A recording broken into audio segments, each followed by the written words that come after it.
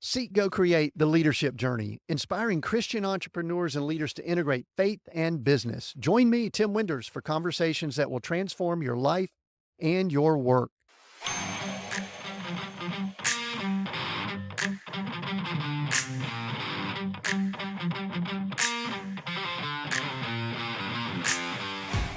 What does it truly mean to lead a life and business that earns the words, well done?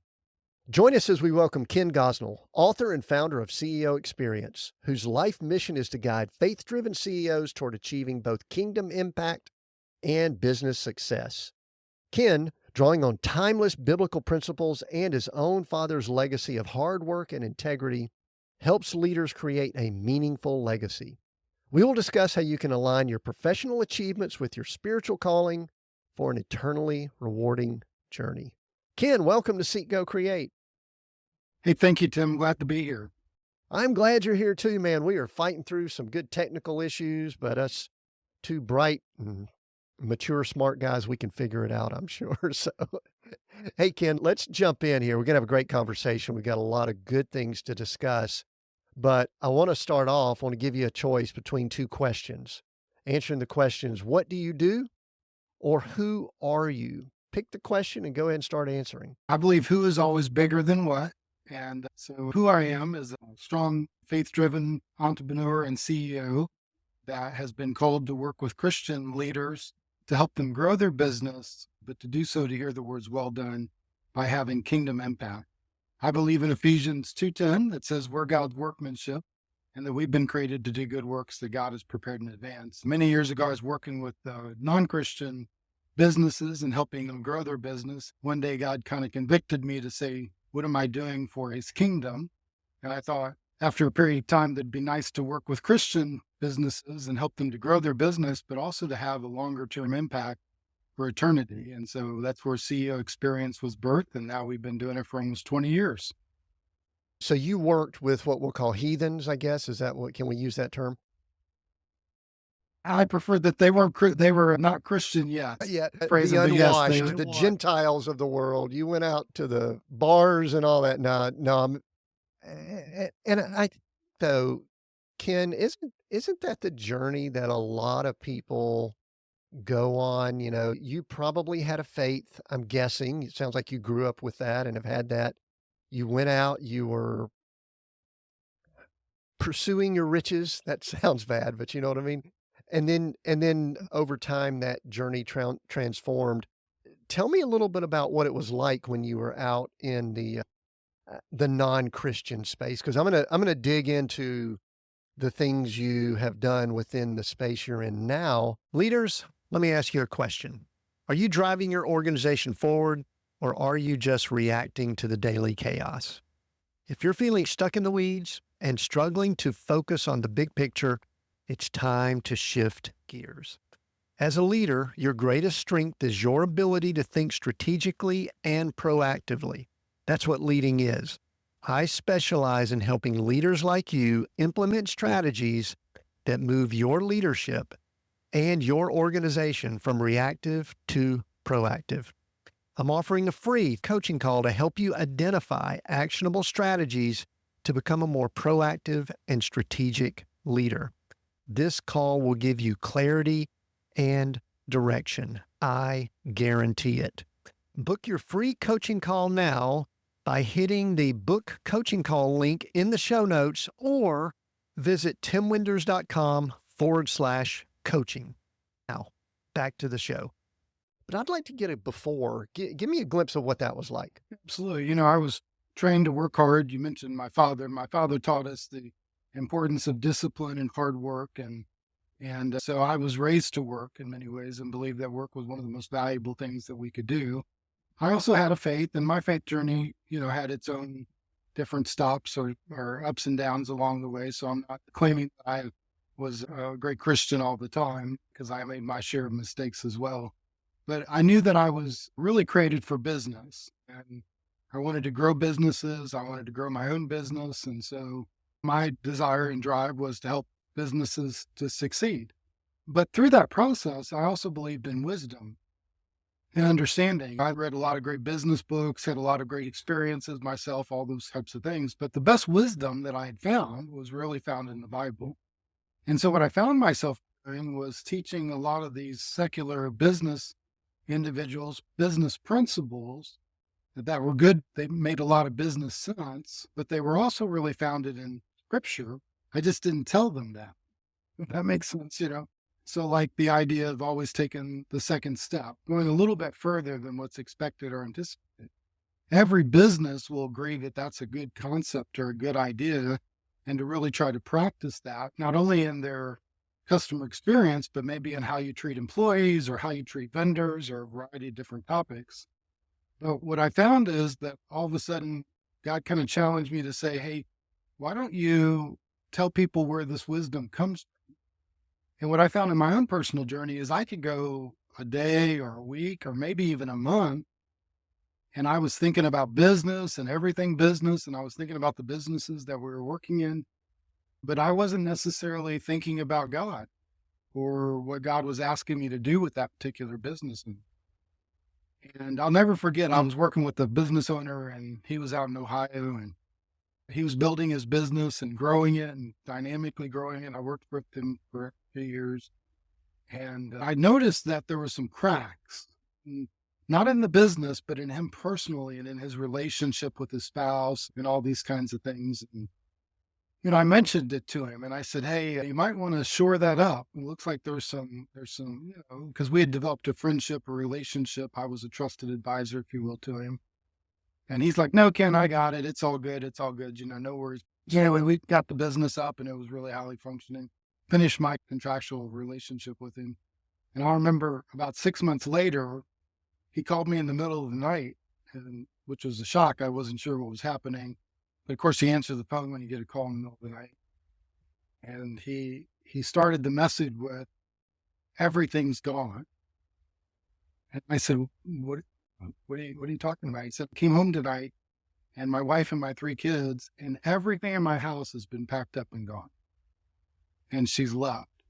And the only note that she left me was, 'Don't contact me, I'll contact you. It's over.'" And then he said something I'll never forget, which is pretty powerful. He said, "I've done it all for nothing." Right? He had built this great business, and there's a story in the Bible, by the way, about that, right? There's a story about a guy that all of a sudden has this great surplus, and he built these bigger barns. And God says, "You fool, I'm going to take your life from me tonight." And he says that that'll be the way, you fool, for everybody that built great barns for themselves, but is not rich towards God. I was living life. I was enjoying it. It was good. I mean, I was having good success. I was traveling a lot, helping a lot of businesses that were growing. So it wasn't a terrible life. But when that challenge came, and I had to discern, was I really rich towards God? And was I helping other guys not just get rich? Was I helping them to get rich towards God? That was a real defining moment for me. It's fascinating, and unfortunately, that's a story. It's a very specific story for you, but it's also a story that's not uncommon, and I know that you've probably heard it before. I'm curious, Ken, I don't know what age you were at or when that was in your life, but prior to that, would you say that your faith and your work life were sort of segmented, or were you just a little silent about it? Did you keep it under a bushel? I mean, how would you describe how your faith was prior to that? Or how it sounds like you were living it, it's just you weren't sharing it as much. It was still segmented though, because, it didn't really bleed over necessarily into my business life unless I saw, let's like a plank that hit me in the face, if that makes sense, right? So something that was so easy to blend it over. And so, but I was kind of taught, you go to work to do your work. And even when I talked to my pastor of my church, when I told him I wanted to start a business, I said, "Well, how do I do this according to God?" And he said, "Well, just go be successful, and then you can give to the church." Right? Yeah. And, so even in that philosophy, it's a little bit of separation. And I'm not downplaying that, because that's an important part to do. But I believe in integration. It doesn't have to be separate. And one of the things that I found, and where God challenged me was I'm better when it's not compartmentalized, when it is fully on display, when it's fully interacted with, when it's fully, I'm considering myself a steward of the business, not an owner of the business. And I'm really asking God, what does He want me to do with this business? And what decision does He want to make, even when it doesn't make sense to me or maybe to my team or the rest of the work? So, yeah, that's really good. You mentioned segmented, and I recognize that I was that way also. And for me, it was the 2 by 4 to the head that got my attention. I mean, I would have said I was a man of faith, and people might have known it had they been around me, but I probably kept some of it separate. And the problem is it allows you to justify things, I believe. I think you can compromise and justify and all. And there's another thing that came to mind. I believe it's more stressful keeping. What are your thoughts? Oh, absolutely. Because you're living two or three lives, right? There was the business Ken, then there was the spiritual Ken, then there's the personal Ken, then there's the friendship Ken. And, it's kind of hard to keep all those lives in order, right? Because you're having to show up one way in the business, and then you're having to show up one way at church, and then you're showing up one way in your neighborhood, you're showing up these different ways. And that's not what God's calling us to do. He's saying, hey, there's one you, right? That's why I love that Ephesians 2:10 passage. You're God's workmanship. So the spiritual Ken can be just as spiritual at work as he is at church, right? And the work Ken can be just as good at church as he was in the work world or with my friends and my neighbors. And when I don't have to compartmentalize any longer, when I don't have to try to figure out who I am and I can just be the who that God's called me to be, man, then it's all of a sudden my energy gets elevated, my passions get ignited, my vision gets clearer. That was my story, what happened to me. And when I've worked with business leaders for the last 20 years, what's happened to them as well, right? All of a sudden their confidence goes up, their vision gets better, their passions get stronger, their convictions get deeper. And it's just an amazing experience. Right. You bring up often that you learned lessons from your father and that he had a big impact. Tell me more about that. Tell me more about some of the lessons you learned from the father. Where'd you grow up? And just some things about, Ken, the early years is the way I like to word things. So one of the things about who, so if you go on my LinkedIn page, instead of what I do, I have a little bit of who I am. And I tell a story. When I was 10 years old, my father was an alcoholic and was the oldest of six children. And his father, my grandfather, was killed when my dad was 15 years old. And so my dad quit school, high school, back in the 1950s, went to work to provide for the family. So he became a surrogate father for his brothers and sisters. So he had a pretty rough journey throughout his life. And in the middle of that journey, he came to know Jesus as his personal savior. And so the story I tell when I tell people about who I am is that when I was 10 years old, I saw my dad take two things to work. He eventually went to work at a Christian company. After he got fired for his alcoholism, started to have a transformational experience. And his sponsor actually worked for a Christian company and got my dad hired on the night shift to go work at this clay refining factory outside of St. Louis, Missouri. Christian Minerals, still a great company, great Christian company. But they had every reason not to hire my dad, right? He brought nothing, didn't have a high school education. Here's an alcoholic, all these kinds of things. And yet they showed grace and gave the guy a second chance. And it changed his life forever. And it changed my life forever. But he'd always take two things to work every day. He'd take his hard hat and he would take his Bible. And so the hard hat I understood. It's like you're going to a factory, it's dangerous. You got to have your hard hat on. It's part of safety protocols and all those kinds of things. But I was like, and we didn't grow up in church at the time. So I was like, Dad, why are you taking your Bible to work? And that didn't make any sense. And he said, son, I read it during my breaks because it makes me better. And I say, if you know that story, you know the two things that really have evolved in my life. I believe in business. I believe in hard work. I believe in understanding how business works.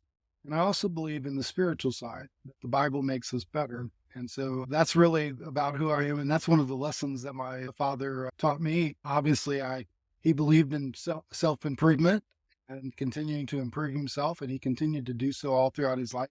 Eventually overcame alcoholism, became a leader in one of our churches, actually went on to preach some sermons and and do some great work in that aspect as well. Never had a drink again when he started at Christian Minerals. So he spent the last 35 years of his life sober and overcoming a difficulty or a demon that was hard to overcome.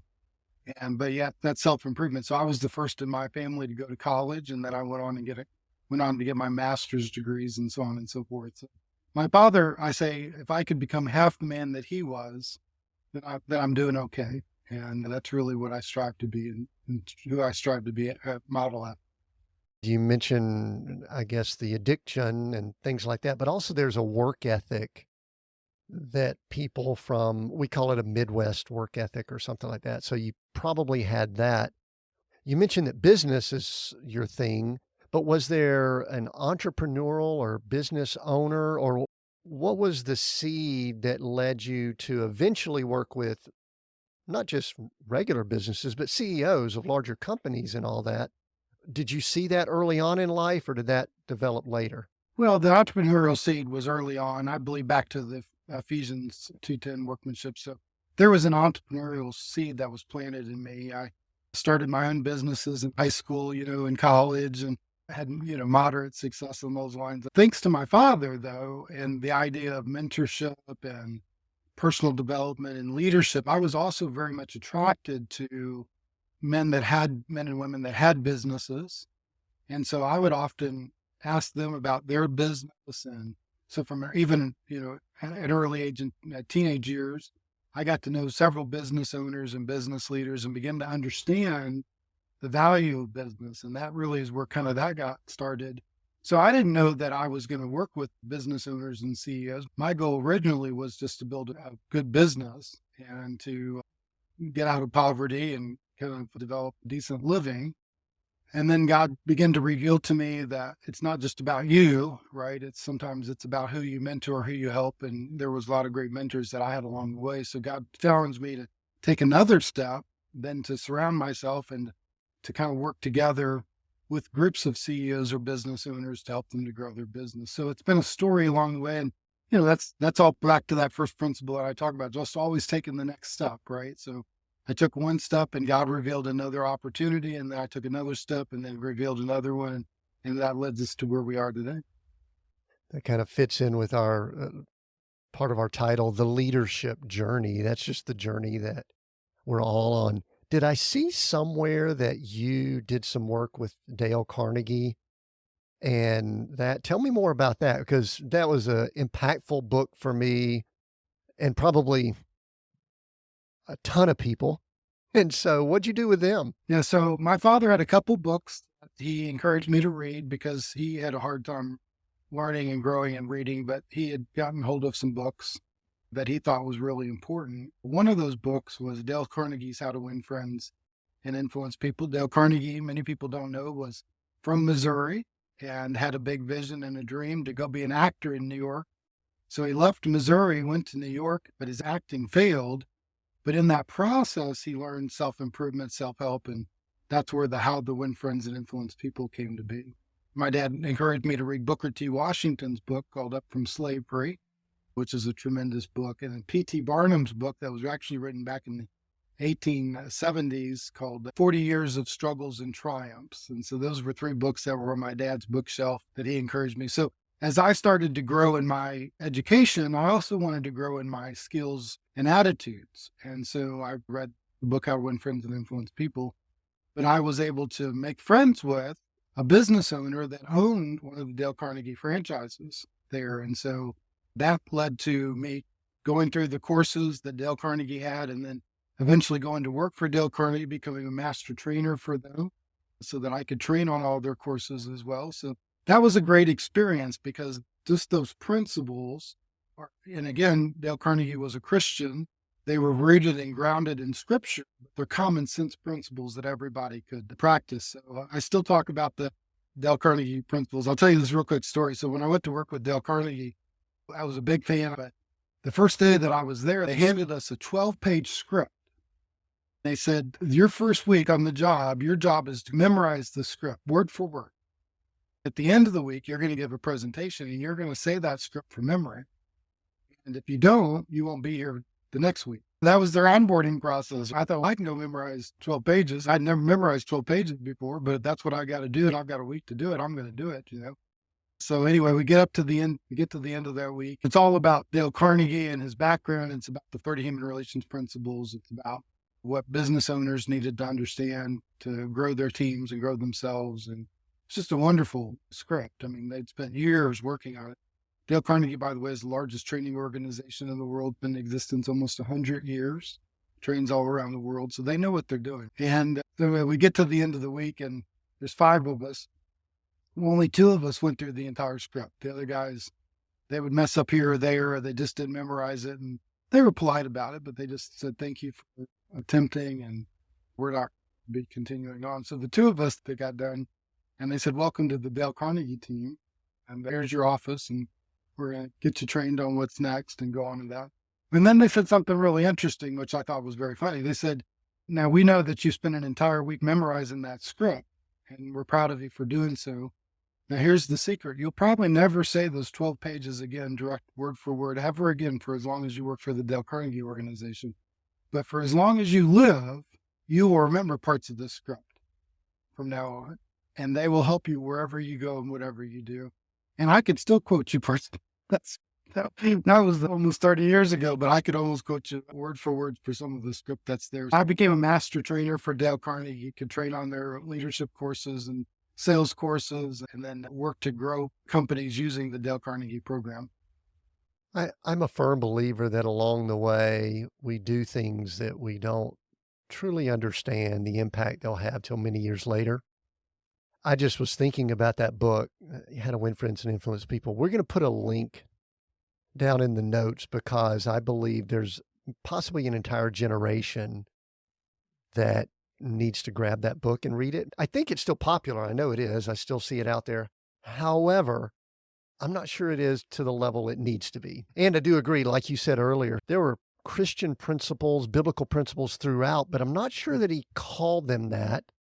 Not like you do in your book, Well Done, where you will say that they're biblical principles, but what are you still using daily that you can trace back to that time with Dale Carnegie? Well, the principles, I think the principles are evergreen, they're everlasting. And that was actually one of the inspirations that I had when I went to write my book, because we talk about 12 principles. I didn't talk about 30 human relations principles.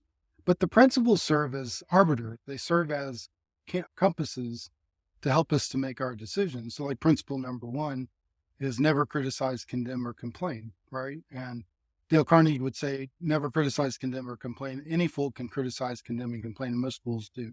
What? You described that, right? Another principle is praise the slightest improvement if you want it repeated, right? So these principles that are profound, we know that they work.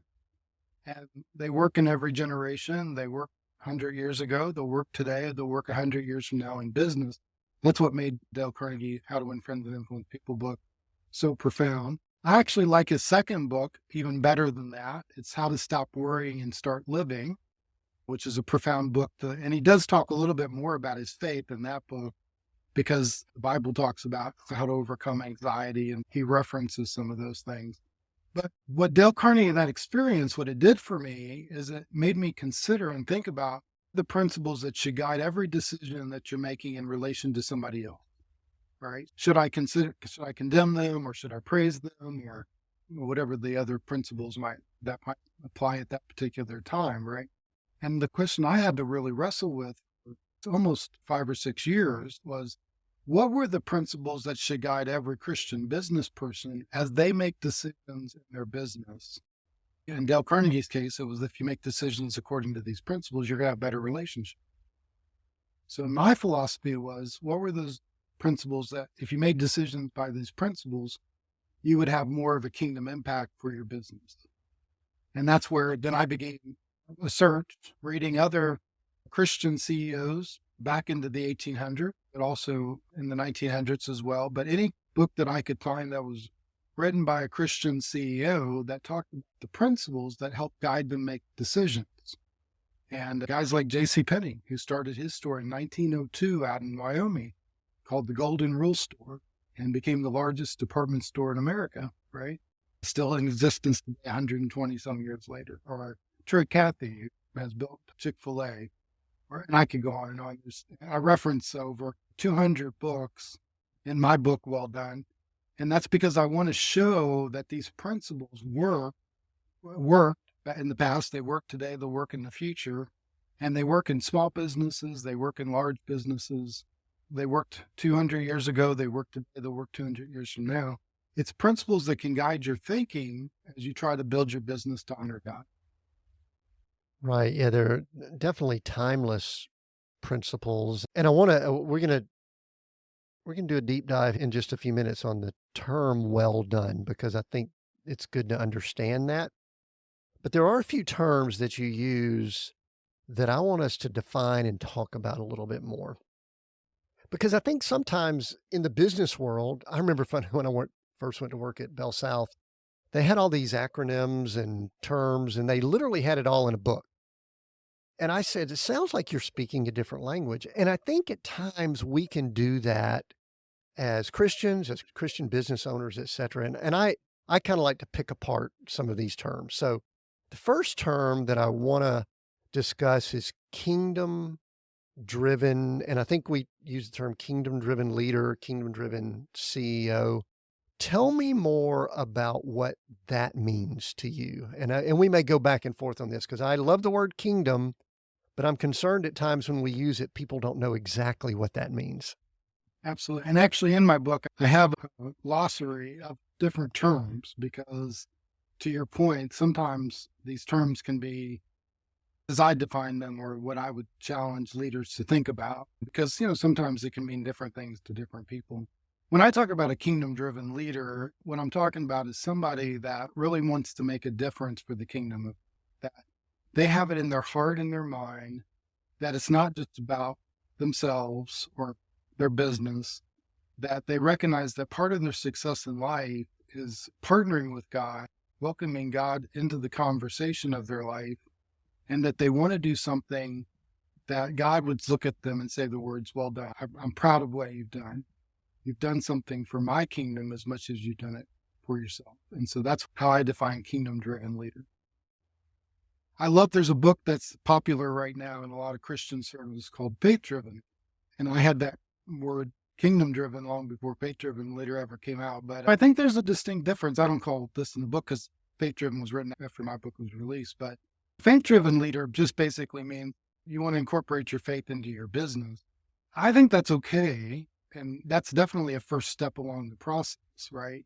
But a kingdom-driven leader says, yeah, I'm already taking that for granted. I'm a Christian, so my faith is really critical to who I am, and it's critical to the identity, but it's not good enough. And let me give you one example quick because I want to illustrate this. So I went to talk with a CEO years ago. He called me up and he said, hey, Ken, I'd love to talk to you. I understand you're working with Christian CEOs. I said, yes, I am.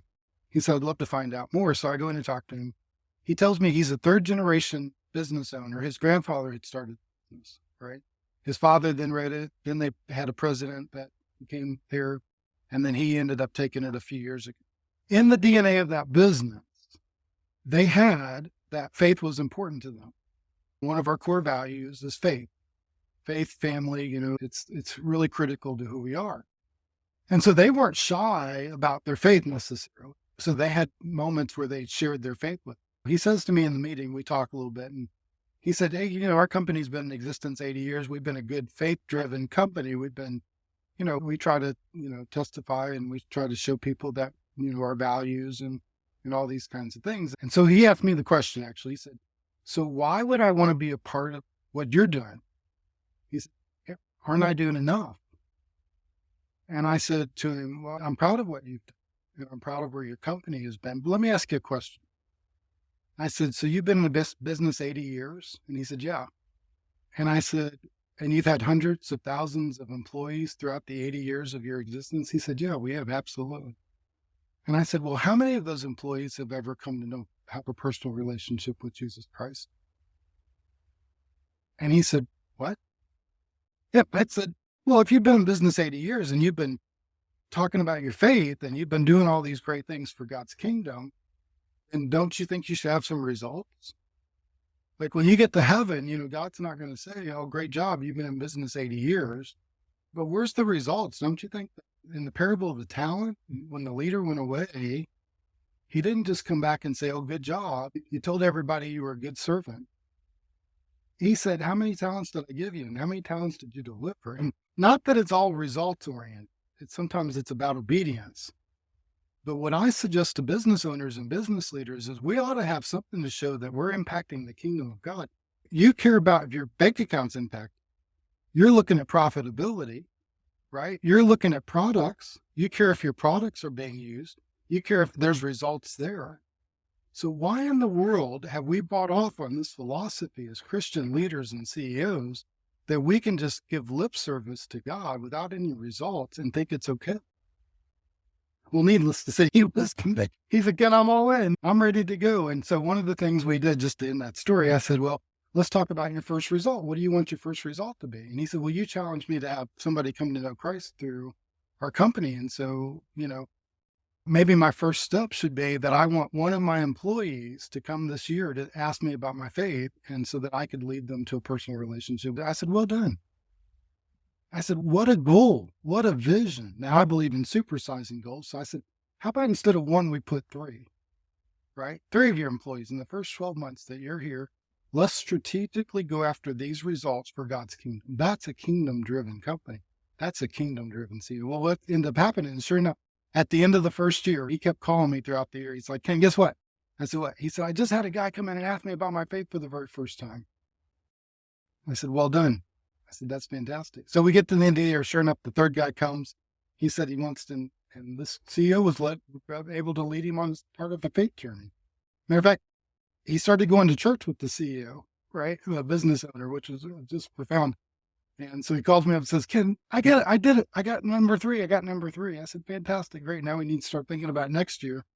I said, the only regret I have is instead of 3, we should have said 5, or we should have said 10, right? Because we could have done so much more, right? And he laughed at that. And of course, we've been continuing to set up bigger goals and doing more and more things. And I could tell you stories, if we had the time, days like we were talking about, where I could tell you story after story of somebody that was in business for 20 years or 30 years or 40 years, that they were faith driven. They gave lip service, but they weren't kingdom driven. They weren't results oriented to bring about the results that they needed for their company or for God's kingdom. That's the long story here. No, it's good. It's good because it leads to the next thing I wanted to address, which is this issue of results, which to me, I think is related to impact. You use the word impact quite a bit. Interesting enough, just last week, we had a conversation with Justin Eklund, who had written a book, Brand for Impact. And it was a lot of the same topics we're talking about here, but specifically related to marketing and branding, which was really kind of cool, and how for-profit and nonprofit businesses can create brand. And so if someone's listening in here, this is going to be a great conversation to match up with that one. But let's talk about results and impact, because many people, I wouldn't say all, but most people, I think, that go into business, there are ways to measure results. And then also that leads into impact. And we use words like growth and scale and how many employees do we have and what is our year over year growth and EBITDA and all these things that we use. How should CEOs that are kingdom driven, kingdom impacting CEOs, how should they be considering results and thinking about the numbers and KPIs and things like that? I say it's the same thing as everything else in business. So here's one of the things that I think is unique about CEO experience and what we do. So when I went to business school, people that go through their MBA program are usually trained in 6 key areas of business, right? Strategy and vision, accounting and finance, sales and marketing, operational excellence, customer competitive advantage, and human resources. So your MBA programs are built on those 6 things as you learn in school, or if you don't have your MBA program, any business owner will know that you can develop metrics, KPIs on all 6 of those things. So what is our strategic plan? Do we have it written? Do we have it marked out? What's our top priorities that we're trying to accomplish? What's our accounting and finance metric? What's our EBITDA? What's our net gross margin? What's our profitability? What's our cost to our products and service? What's our customer service? What's our NPR, net promoter score? How do our customers relate us? How do we have referrals and so on and so forth? So there's numbers to each one of those key areas. Now, what I found is that that was still lacking. And for most businesses that I had experienced or I had been myself, there's actually three more that I think aren't talked about in business schools or businesses that need. One is personal leadership, right? That goes back to Ephesians 2:10 where we're at. God a lot of times will grow a company by growing a leader. Enron was one of the greatest companies, from a profitability standpoint. They weren't brought down because of their bad human resources. They weren't brought down because of a bad customer experience or bad operations. They were brought down because of lack of integrity of a couple key individuals in the organizations that didn't have personal responsibility or develop as a personal. I separate human resources from team culture and development. I noticed as Jesus started, the very first thing that he did when he started his ministry was he called his disciples. So could you call that human resources? Yes. But really what he was doing was he's developing his team and he's building a culture. The great Peter Drucker said that culture will eat strategy for lunch. So having the idea of culture and team culture and how do we develop our team and an organization, and even for small businesses, that team culture can bleed over into your vendor relationships. It can blend over to subcontractors, all these types of things. But too few leaders really think about the cultures that they're really trying to build.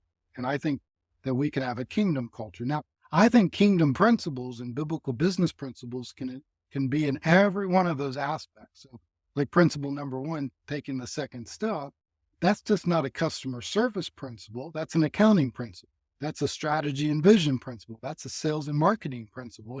That goes into every aspect of your business. But here's what I do. I elevate the ninth area, which actually it's number 7 on my list. It's not number 9, but I'll say it's number 9 today, is what I call kingdom impact.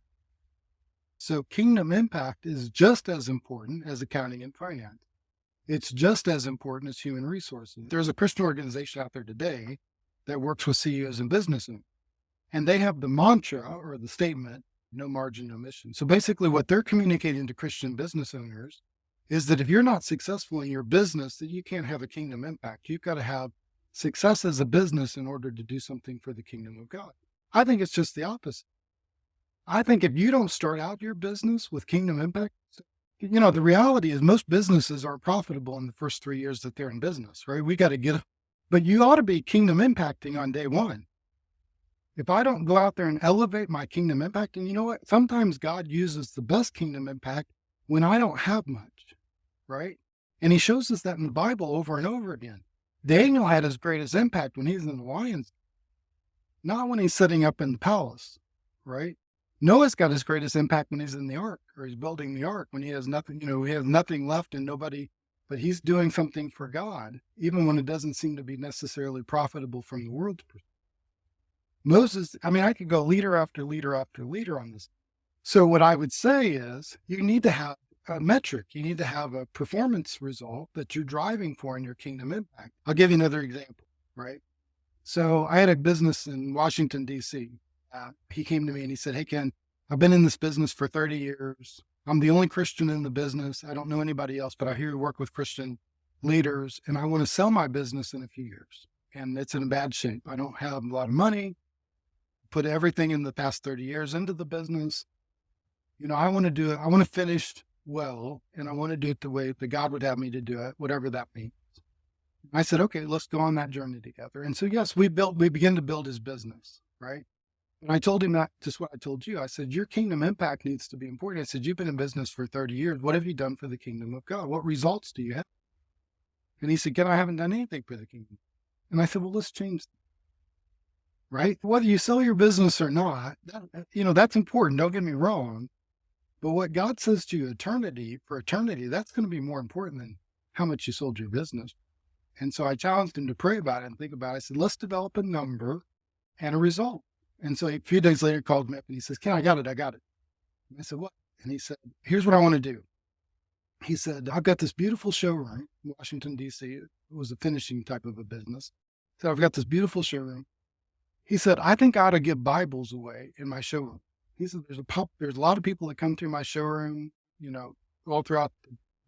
And so maybe I should put some Bibles out and I can track how many Bibles that I gave away.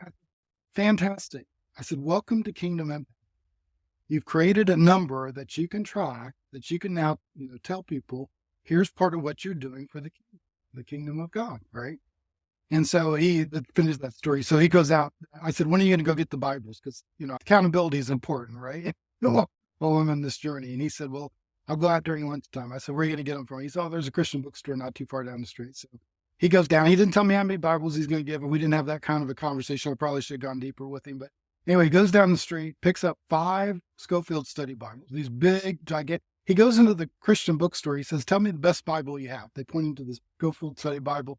Nice leather, the whole thing, like $75 a piece, right? He says, how many you have? They said 5. He buys all 5, right? Brings it back to his showroom, puts them down on the table, gets a piece of paper with permanent marker, writes on top of the permanent marker, free Bible, sticks it on top of the Bibles and walks back to his office. He calls me. He said, Ken, I just did. And I said, fantastic. And he said, it's okay. And he's being honest. He's like, hey, if I give away 1 Bible, that's more than I've done in 30 years of business, right? That's okay. That's a number I can track, right? I said, just wait. I said, you never know what God's going to do. Principle number 7, by the way, is believe in asking the impossible. Start believing that God can do something in your life that you don't believe that you can do on your own, and you welcome the word of God into your life, right? So anyway, he waits about 30 minutes, walks back out into the showroom, and all 5 Bibles are gone, but the piece of paper is still on the table, right? And he looks at his guy that's in the showroom. He said, hey, where'd those Bibles go? And the guy says, his name is Jew. He says, Jew says, I don't know. I didn't take them. He thought he was being accused. And so he said, man, I was working the showroom. I don't know where they went. I guess the customers took them, or the employee took them, or whatever it was. And so anyway, he goes back into his office and he calls me. He says, Ken, guess what? I said, what? He said, all 5 Bibles are gone. I said, congratulations. Well done. I said, can you imagine? I said, you gave away 5 Bibles in a matter of 30 minutes. And after 30 years, you finally did something for the king. Oh, that wasn't an indictment. That was an encouragement, right? That was, hey, wow, you just stepped into something, and now you can track it. Well, today he's given away over 3,000 Bibles out of that showroom. And so he had regular Bible. Now, I didn't go get Schofield study Bible, but he has a stack of Bibles in that showroom. And then he waited about a few months and he said, hey, I've got some people that English isn't their first language in Washington, D.C. So I probably need some Spanish Bibles in the showroom. And then he thought about it a few months later and he said, hey, I need to have some kids' Bibles because probably some of the people that come in, they have children. And so he can track each one of those metrics now, that he can see how many Bibles a year he's giving away, how many Bibles are impacting. And I could tell you story after story after that. And I tell him and he would even tell me, he said, that's one of the most important numbers in my business now. It's not about number of sales we have. It's not, those numbers are important too. Those are critical numbers. The bank wants to see those, those are critical.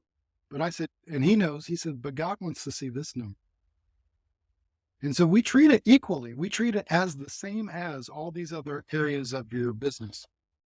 That's phenomenal. And the cool thing is that he probably had some of his employees that were picking up those Bibles, that he had never had communications with. And so it opens up the door to have some of those communications. The reason I love what you're saying is I believe he was probably having impact on the kingdom. There was just no measurement. He wasn't sure. He didn't know.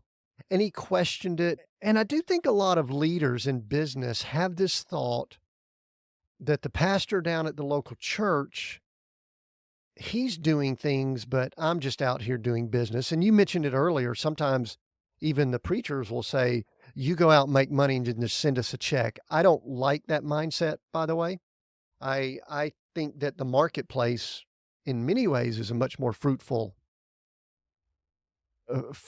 area than some of our churches. I was saved in a business setting because my personality was probably that I was never going to probably go into a church setting much. So we could go into that. You use the term well done often.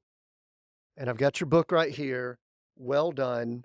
So before we go into the book and a few things here before we finish up, tell me about the term well done. Yeah, so well done was, when I read that business parable about the leader that goes away and he leaves the servant and then he comes back and he says, well done, good and faithful servant. Enter into your master's happiness, right? And, the well done resonated deep within my spirit. It was like, that's That's what life is all about. That's really what I want to hear. I want people to tell me, hey, that's a good product. You did a good job. That's a company you've built. You know, it's built on integrity, all these different types of things. But I also want to hear it in eternity, right? And so when I began to really understand that, and then when I started talking to other business owners, and I said, hey, what are you really trying to accomplish in your world? And what's the most significant thing to you? And what I found was almost every single business owner that I talked to over a period, like I said, about 5 or 6 years, every one of them said the exact same. They said, well done. I want to hear the words well done. And so, that's really, I call it a well done mission. What that means, those are the two words. I said, life is too short, business is too hard, and eternity is too long not to hear the words well done all throughout this life and for all eternity. And so we're on a well done mission to build great businesses. We want to do that, build great product, build great services, build a great life, have our children love us, have our families really appreciate us, connect to that, but also have an impact on the kingdom of God. And well done to me signifies not just in one area, but all those critical areas being successful. And I think that's the well done mission. And so that's why I use those words. And that's really what well done really means. We talk about these 12 biblical business principles, but they're life principles as well. They're spiritual principles as well. They'll help you make every decision from this point forward. If you read the book and you go through and I didn't create the principles, I've just kind of elevated and highlighted them. And like you mentioned, I mentioned specifically where they come from, but they will change every single decision you'll make from this point forward because you'll do it in a way that you'll want to have breakthroughs in your business and in your life. I love the term, and I recall years ago, man, this was in a house that we had probably 25 years ago. My wife and I had this plaque or picture that we had made that basically you walk through our front door, and I don't even know what happened to this picture. We've been through a lot of stuff. I live in an RV now, so I don't have a lot of wall space. But, we had it was something to the effect of that verse. It was, our family motto, our family goal is to hear the words, well done, thy good and faithful servant, when we are finished with this life, when we move on to the next realm. One of the things that's cool to me, 12 biblical principles for leaders to grow their business with kingdom impact, is you have pulled this from the book of Matthew. I'm reading in Matthew right now. I spend a lot of time in Matthew, and often I will listen to the Sermon on the Mount as an audible. It's about 15 minutes. It's a great quiet meditation for those that want a good tip there. Why Matthew? Why did you choose Matthew? I know why I would, and I love it, but why the book of Matthew? Yeah. So really, I found the principles all throughout the Bible, but I found that Matthew did the best job of articulating these 12 principles. And when I thought about it and started really analyzing that, it made sense because Matthew was really the business guy, right? He was the accountant. He was the tax collector. He was the one that was really officially running a business. And so that's really why we resonated with Matthew and the way that he articulates the 12 principles as he outlines them in his book. You know what's interesting about that? I'm doing a deep study right now on the time frame between AD 30 and up into the first century, AD 70. And I was doing some study on Irenaeus, who was a disciple of Polycarp, which was a disciple of John.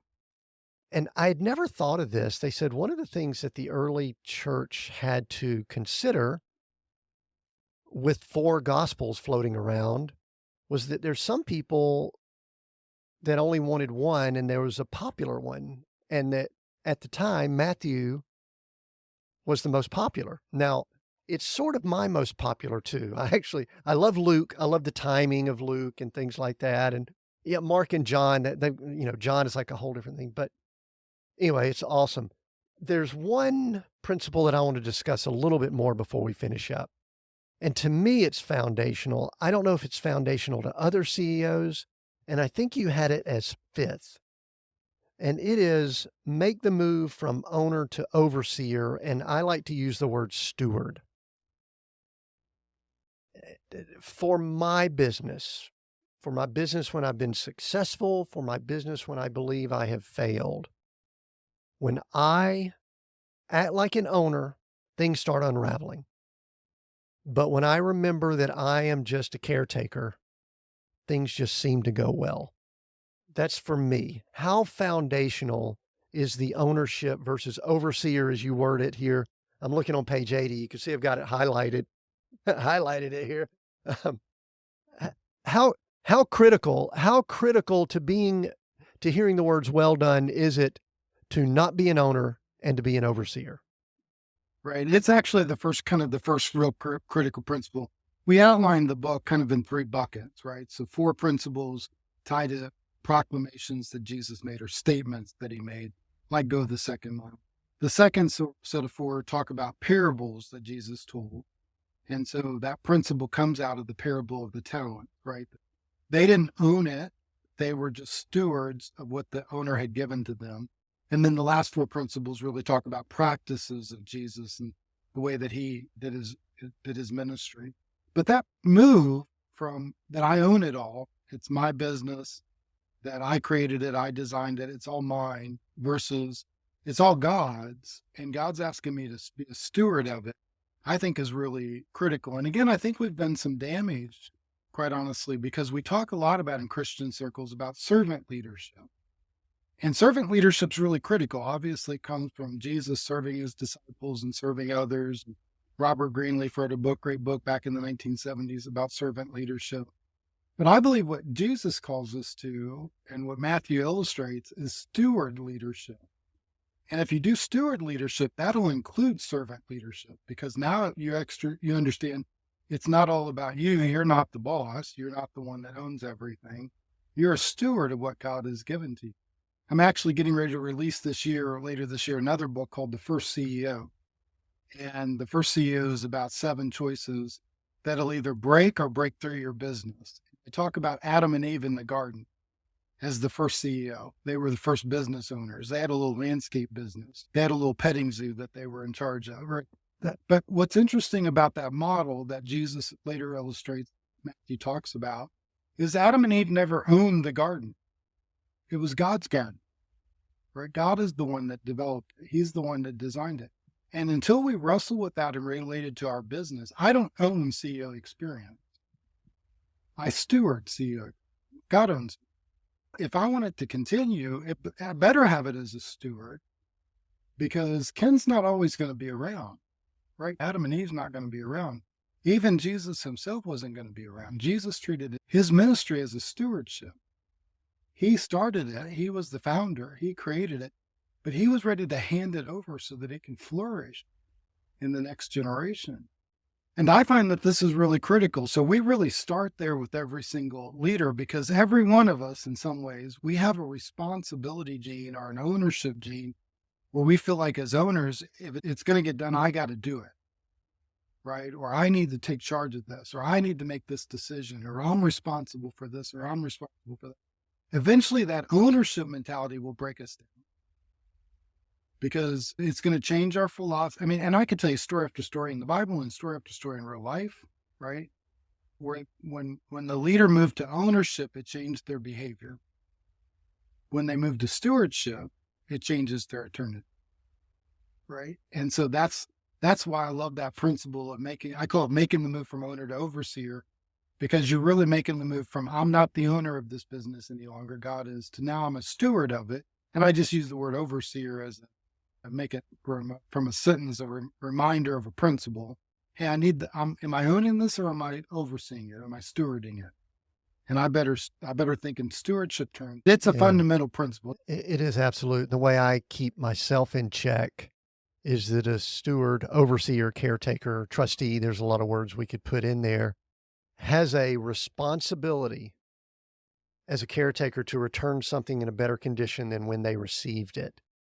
And if you think in that way, there is more of an eternal versus an owner, you're really sucking everything out for your benefit. I'm right now working with a client that we're talking about an exit, and we're talking about what to do to build towards how we structure things. And this is a principle that's so important. I also love, Ken, I appreciate you bringing up the servant leadership because I have seen servant leadership abused more than I have seen it working out well, especially in church circles.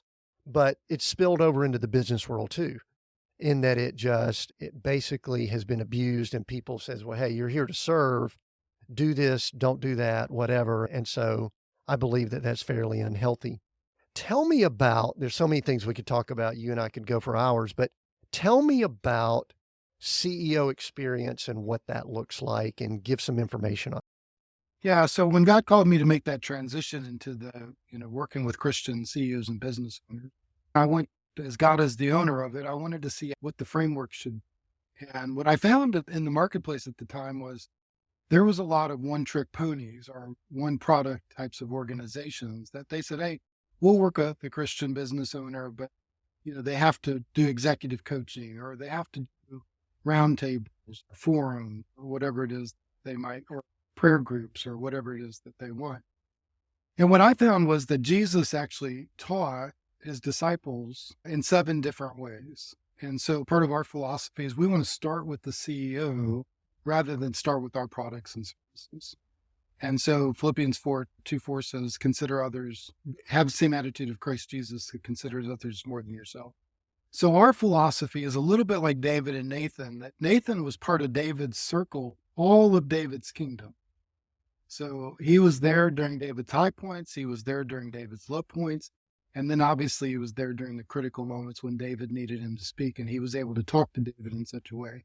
So as I noticed these 7 kind of models that Jesus established, what it does is it allows CEOs and business owners to stay with us for a long period of time, maybe in different products or services, if you will. So we have executive coaching. So our goal is to help CEOs hear the words well done through hosting retreats. We use the word retreat. And the retreat serves as 7 different ways that we can have retreats. So we have private retreats, which is our executive coaching model. We have peer retreats, where we bring CEOs together in groups of 15 for mastermind purposes and to have a day to hear God's voice and to challenge each other and for accountability. We have personnel retreats where we go on site and work with their team, just as Jesus would give with his team in the upper room, or have moments in the garden or hip time where he was diving deep in with his teams. We have perspective retreats where we help their more strategic vision, and they're once a quarter where we work with companies or the CEO to develop vision for themselves and for their company. We have prayer retreats where we get together for spiritual purposes. We have a prayer team that prays over the needs of others, and that's a free retreat that we offer at no charge. Obviously, these other retreats have different price points. But what we find is as business owners go through life, all of a sudden, instead of just going on one product, they can stay with us. And one of our goals is to work with a CEO for a lifetime. And because we want to help them to hear the words well done. And so we don't have anybody sign any long-term contracts, any of those kinds of things. But somebody might start in a peer retreat as an example, and then all of a sudden they might go through a business sale like you're talking about, and maybe they sell their business. And so they don't have a business any longer, but they still want that private executive coaching piece. Or maybe they're in a startup phase. They want to restart another business. And so they want that. And then all of a sudden they bring a team along and they want the team to understand some values and some principles. So we talk business. We can train with the team. We still train back like in my old world where I can talk about a business foundation. You'll notice the 12 principles. They're all really written in business language. They're not necessarily written in spiritual language. But what I do in the book is I'm not afraid to share the foundation of where those principles come from. You can find out more about we usually talk about 3 retreats as a place for people to start. You can find that on our website at ceoexperience.com. If you're interested in our peer retreats, which a lot of people start with that as well, we have another site called ceoretreatday.com, ceoretreatday.com. But that's a lot about what we do at CEO Experience. We have other coaches that are using our products and services as well all over the country. So we're not a big organization. Right now we have about 10 chief experience officers that lead those different retreats. And it's not necessarily just related to states because it's really related to where their influences are and where people call us to go to. So I just got back from the West Coast not too long ago because I was hosting a retreat out there. I was talking to a CEO earlier this week about a retreat that we're going to be hosting up in Canada. So, we kind of go in different places based on what the CEO needs and what's in the best interest of their business. Thanks for sharing that. And we'll make sure we include the links and Also, the links for the book, Well Done, that is excellent. I'm sure people can get that on Amazon and everywhere. I think when I found out we were talking, I had my assistant say, "Hey, can you get me a copy of a handful of days before the session?" And I was able to get a real copy. I didn't even read this one on my Kindle. So well done with the book, by the way. Let me just tell you that, Ken. Hey, one thing I want you to do right before we finish up here, let's assume we've got some leaders, small business CEOs, maybe even ministry leaders, Ken, and they just need a word of encouragement. Let's just say that they have listened in, they've heard all these great things that you've had to say, but give a word of encouragement for leaders out there that are attempting to impact the kingdom with what they're doing. Oh, absolutely. I know it can be hard at times, but encouragement that I have is that you're not alone, that God has a big vision for you. God has a big ability to do great things in your life and in your business. And my encouragement is just to try to draw close to him, to listen to his voice, and he'll lead you to the next step. And that next step can be one of the most significant steps in your life. One of the principles is know your yeses and nos. And I noticed that Peter said yes. And I love that story in the Bible, right? Where he's out just on a regular day fishing, doing his job. And all of a sudden it tells us that day he didn't catch any fish. And so he's on the seashore washing out his nets. Can you imagine how frustrating that is, right? The entire night out fishing, throwing those nets in and out, in and out, in and out, nothing, nothing, nothing, right? I'm sure he was ready to give up, and he definitely wanted to probably get home and have breakfast that morning. And all of a sudden this guy comes along the seashore and he says, "Hey, can I borrow your boat for a minute?" Peter had every reason to say no to that guy. He had every reason to say, "No, I'm done. I just washed out my nets. My wife's waiting for me. Breakfast is ready. I'm tired. I'm sleepy." And yet Jesus calls him to go a little bit further. And Peter said, yes. He said, "Yeah, you can have my boat." He doesn't even ask how long the sermon's going to be. He didn't say, "Are you a Pentecostal preacher or are you a Baptist preacher?" He just says, "Hey, Jesus, if you need my boat, I know I'm going to have to wash out my nets again, but I just want to say yes to you," right? And he gets back into the boat. And then Jesus tells him to, after he preaches his sermon, he says, "Throw down the nets." And Peter says, "Well, Jesus, now's not the right time." And Peter he was wise. He's been fishing for years. He knew what time the fish were biting. And yet Jesus says, "Throw down your nets." And he doesn't. He just says, "Now's not the right time." Jesus doesn't even respond in that, which I just love. Probably just Jesus looks at Peter with such eyes and such an intensity. And Peter says, "Okay, I want to say yes to you, Jesus." And so he throws down the nets. And of course, the story is he catches the biggest catch that he's ever caught, so much so that his boat starts to sink. And then they get on the seashore that day, and Jesus says, "Follow me. I want to make you fishermen." And Peter said yes. And so what I've learned in my life in difficult times and hard situations doesn't mean that it's not hard. It's real. That was a real hard story for Peter. He had to wash out his nets. He had to take the boat back out. Obviously, he got a big catch up that day. There was still a lot of work to be done too. But I find a lot of encouragement if I just find my yes, right? And say yes to Jesus. I think that's the most. So every day when I get up, and especially in difficult times, and I would encourage every business owner, just start saying yes. Jesus, you want me to do something? I'm going to say yes to you. I'm going to forget about the rest of the world and what they're telling me to do or not do. I want to hear your voice, and I just want to take the next step to whatever you ask me to. And I know if I do that, I'll find my way through it.